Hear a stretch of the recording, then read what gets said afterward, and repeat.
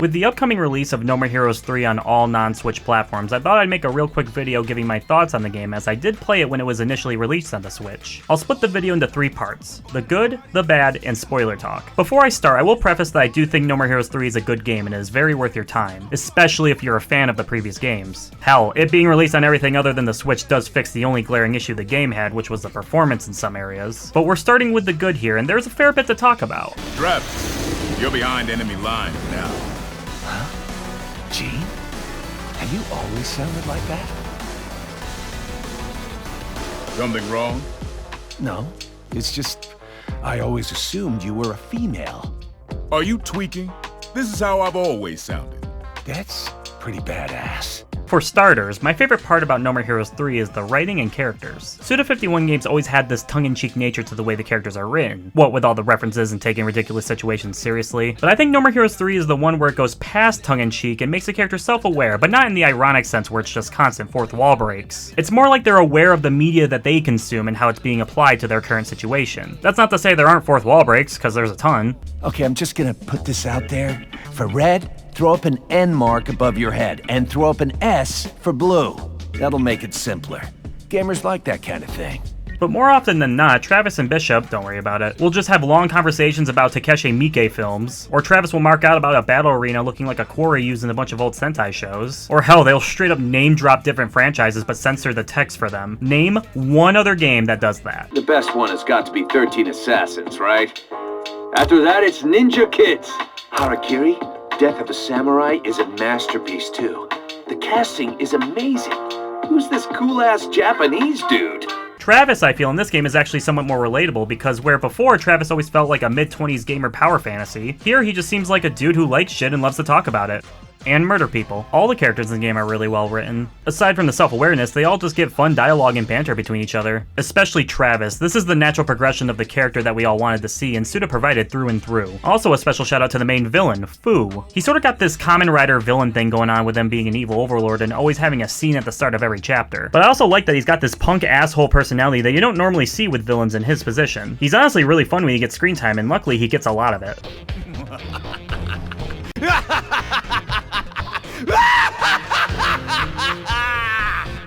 Okay. There was something wrong with me there. I spent too much time fucking around. How many hours of gaming per day? 10 hours. Ooh, that's too much playing.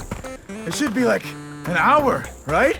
Another thing I appreciate is the overall aesthetic the game has when it comes to a lot of aspects of its art style. So for the standard UI and menus, it feels like classic No More Heroes with the pixel art HUD display, and the main menu looks like an old computer OS. And these all look good for sure, but I'm more talking about the old, like, 80s TV show aesthetic the cutscenes have at times. Every chapter starts with an intro sequence that I instantly fell in love with its awesome rendition of the No More Heroes theme.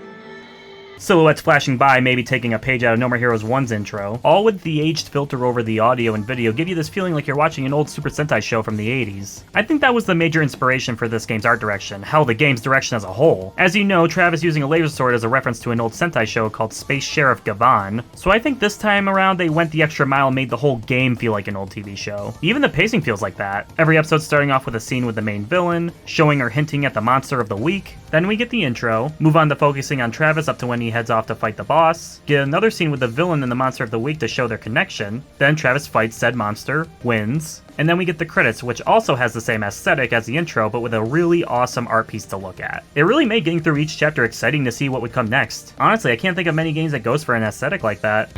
Nice. Changing forms like that and all? You must really love the tokusatsu stuff. Gameplay-wise, the game feels really smooth. The enemy variety is more varied than No More Heroes 2's was, and that game had a lot of enemy variety. The enemies all got this really cheap costume-looking vibe, which is definitely intentional given the old TV show vibe I previously mentioned. Like, this dude just has an old biker outfit they had in the garage to use. Alien my ass. The Death Glove makes for a more unique take on Travis's usual hack-and-slash affair, being able to pick up and throw enemies or make it rain projectiles. And we still have the slot machine from the first 2 games, being able to give power-ups, including 2 mech suits Travis can use. Yes, I want to buy the toys! Lastly, for the gameplay positives, I do want to touch upon the bosses for a sec. They're all pretty fun in the same way the bosses were fun in the previous games. They're all colorful and varied without any of them feeling similar to one another. Although, not to talk bad yet, they did sort of top-load the game with the better bosses. But I'd say the very first boss, Mr. Black Hole, is one of the most memorable bosses in the game. That also might be because in this already sick-as-hell soundtrack with a wide range of vibes, they chose to give him the instrumental version of Phantomscape by Red Orca that just fucking goes!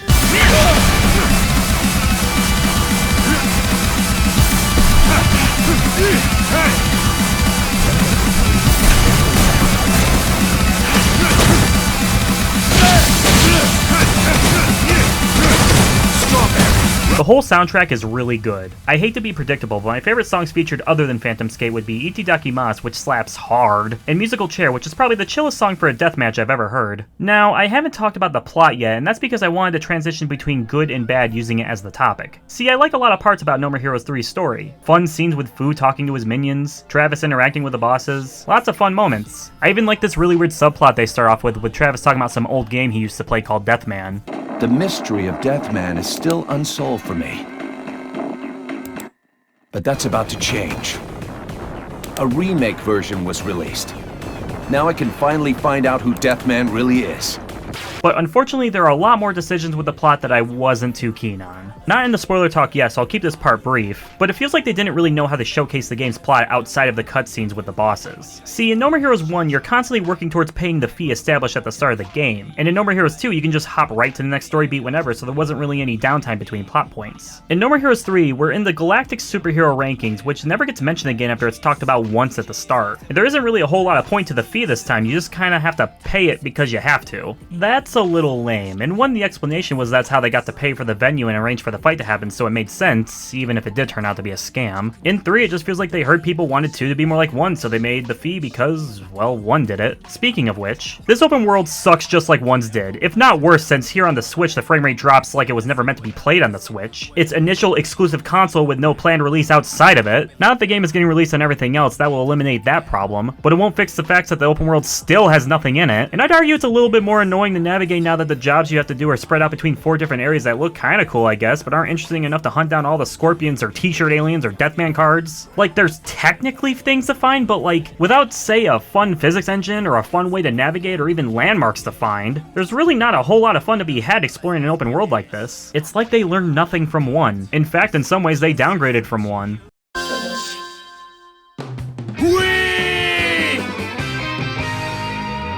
So remember how in 1 and 2 we got a fun level related to the boss before we got to fight them at the end of said level? Gave a little bit of insight to the boss, maybe gave you an idea of what kind of person the boss could be. Yeah, well in 3 we don't get that. You just do some fighting missions before the boss, then just go to the boss. The only traditional No More Heroes level kinda is the very first one. Kinda disappointing, really. I guess it cuts out the middleman, but like, you don't really get to know these bosses as well in most cases, and they don't get a lot of time to be established or any time to shine. Especially since 3 of them are fake outs anyways. And it doesn't help that while the gameplay is fun, it does feel sort of limited since you only get the one beam katana. No Tsubakis or Rose Nasties, just Bloodberry and the Death Glove. At first this is fine, but by the last third of the game, the gameplay was starting to get really repetitive. There is this chip mechanic to change up your stats and abilities, but I remember making and equipping some once at the start and once at the end. Not really the big deep system you would want out of a pseudo crafting system here. It just kind of feels half-baked into the already limited gameplay. And hey, another shitty thing. Travis only has like 3 or 4 outfits that you can't even really customize. No More Heroes 1 and 2 both had an extensive amount of clothing options to mix and match on Travis. But in 3, only the default outfit will allow you to change your t-shirts, which is absurd. Then you get a bike outfit. Okay, that's cool looking, but kind of lame you can't change the t-shirt. The opening outfit, if you want it to look like that. And the fuck racism outfit, which I totally dig. This is the type of shit I wanted more of. Not being able to at least mix and match how few outfits there are feels like such a downgrade from the original 2 games. Now, you do unlock Travis's No More Heroes 1, 2, and Travis Strikes Again outfits. after you beat the game. Why not have these gradually unlocked through the plot? Like, damn, by chapter 6, I was begging for anything else because only having 4 outfits and only so many t-shirts since you gotta buy the rest from aliens got old real quick. It's not like this ruins the game, but being able to dress Travis up always felt like something No More Heroes did exceptionally well. So it's disappointing that it was clearly not a priority during development. But I think my least favorite thing about No More Heroes 3 has got to be the underutilization of Shinobu, Bad Girl, and Bad Man. I'll make this the transition to the spoiler talk, so if you don't want to be spoiled on anything else No More Heroes 3 related, skip to this time code right here. Right at the start, they axe off Badman and put both Shinobu and Bad Girl out of commission. Okay, I get it if this was so Travis couldn't get any help with the ranking battles, but they introduced 2 characters that only exist to help Travis with the ranking battles. I'm all for adding new characters, but throwing away old ones that could have basically been in the roles that these new characters are in is kinda lame. You can visit Bad Girl and Shinobu for some pretty good text, but it's not the same as having fully voiced scenes or actiony moments with them. I mean, they do come back at the end of the game to get a few scenes, but it just feels like they could have utilized these characters so much more. Especially Badman, like shit, he was the player 2 in the game that was a grand return to... Okay, it was a return to a thought-dead franchise. It would have been cool to see him expanded upon in this game. Though I think my biggest letdown of No More Heroes 3 as a whole was the fight with Henry cooldown, and there's a lot of reasons for this. Little brother, you came, you cosplaying dickhead. For one, I get why Quentin Flynn couldn't do his voice at the time, but like, could they not have just gotten an Irish guy to do it? His design is so radically different, and now he sounds absolutely nothing like he did before. The only thing that makes him Henry is the name. Secondly, they really just had to fuck with the lore on this one. I know a lot of people like to say the continuity doesn't matter in these games, but I feel like that's just an excuse for poor storytelling. So I don't know why they decided to do this weird plot point about Henry, Jean, and Travis as kids escaping their serial killer father, which somehow led to him wanting to fight Travis again, because Travis used to cry when he was little.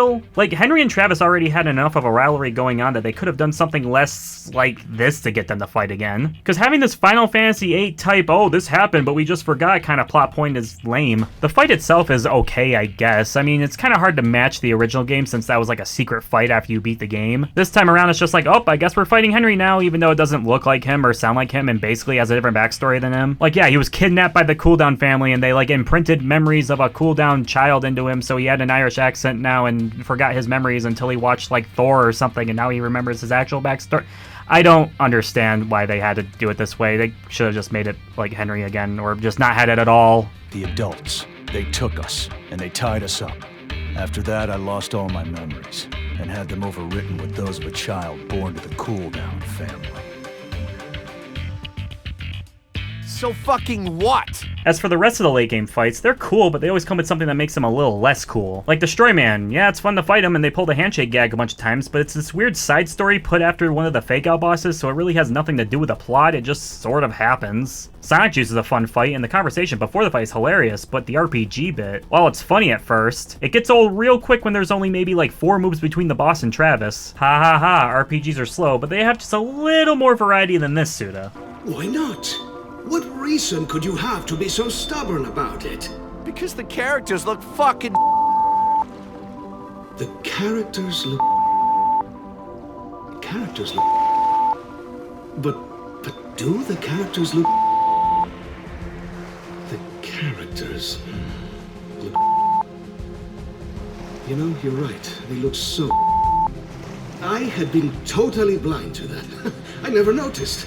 With the Kimmy Howell fight, it just kind of felt like they felt obligated to put this fight in. It doesn't hold like that much significance like they were trying to make it out to be. Honestly, there's no reason why Travis needed to kill her this time either, but I guess it made sense to end her kind of non-important storyline. The rest of the bosses are good. Mr. Black Hole is probably the best in my opinion. That and Velvet Chair Girl for sure, despite the octopus.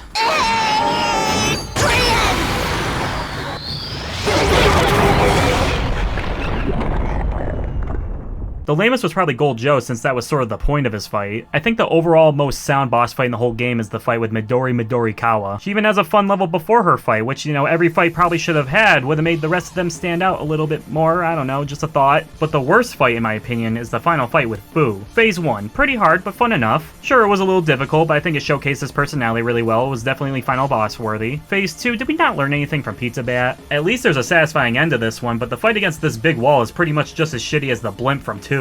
A huge letdown, but the game does make up for it with a really fun ending that might not actually leave off on a satisfying note, but at least it's fun and has the robot from Daemon X Machina. Like, how the fuck? What? The mech from Daemon X Machina? From the Japanese publisher Marvelous and Arsenal? And it's the rollout model. The model with the same coloring system as the Glastonbury. Travis, hurry up! Use it! I got no idea what the hell I'm doing, but here goes nothing. Fade in supernova. No More Heroes 3 is a good game, a great game I'd even say, but it definitely does have its share of flaws, both technically and poor design decisions. But so didn't No More Heroes 2, and that game is also really good, so honestly No More Heroes 3 is more par for the course than I expected. It's not perfect, but that's what makes it stand out in this trilogy. It's got its own feel, and I can appreciate that. Out of the 3 No More Heroes games, I'd personally put 3 at the lowest just because I kinda like 2's bosses and gameplay better. But that's not to say 3 is bad. If you like No More Heroes, you'll like 3. And like I said, the one thing that made 3 difficult to enjoy more was the fact that the scope of the game was too much for the Switch to handle. But with the game becoming available on all consoles soon, I think I'll be giving the game a second playthrough, which means I'll have to fight the octopus again. Spin down slow!